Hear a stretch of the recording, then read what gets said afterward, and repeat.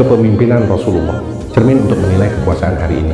Gaya kepemimpinan Rasulullah bukan sekadar teori, melainkan praktik hidup yang menyatu antara akhlak, keadilan, musyawarah, dan empati.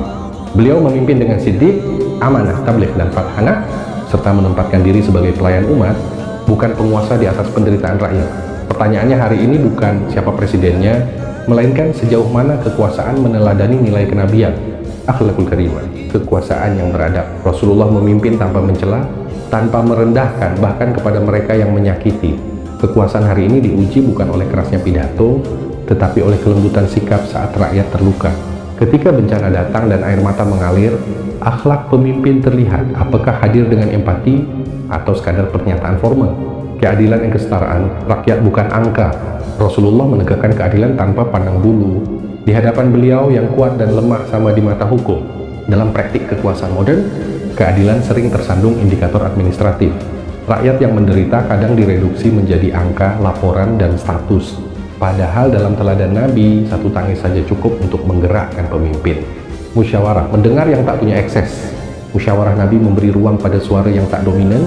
Kepemimpinan diuji saat mendengar keluhan yang tak viral, bukan hanya masukan elit. Ketika kebijakan terasa jauh dari denyut lapangan, pertanyaannya, apakah musyawarah benar-benar hidup atau hanya prosedur? Ikhlas, jabatan sebagai amanah bukan citra. Ikhlas menjadikan kekuasaan sebagai jalan pengabdian. Rasulullah tidak membangun citra, beliau membangun kepercayaan.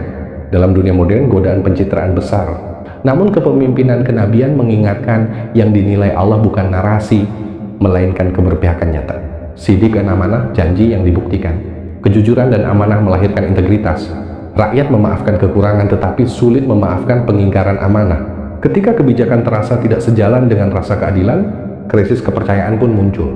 Fathanah and tabligh, cerdas dan jujur menyampaikan. Kecerdasan Nabi selalu dibarengi keberanian menyampaikan kebenaran, termasuk yang pahit.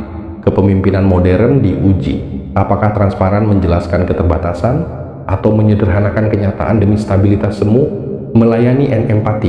Negara hadir bukan sekadar datang. Rasulullah memikul beban umatnya. Beliau hadir sebelum diminta. Dalam bencana, status boleh diperdebatkan, tetapi empati tidak boleh ditunda. Negara yang melayani bergerak cepat, luas, dan menyentuh, bukan sekadar hadir simbolik. Penutup, cermin bukan palu. Tulisan ini bukan vonis, melainkan cermin kenabian. Bila kepemimpinan hari ini ingin kuat, kembalilah pada teladan Rasulullah, beradab saat berkuasa, adil saat berwenang, mendengar saat dikritik, dan hadir saat rakyat terluka.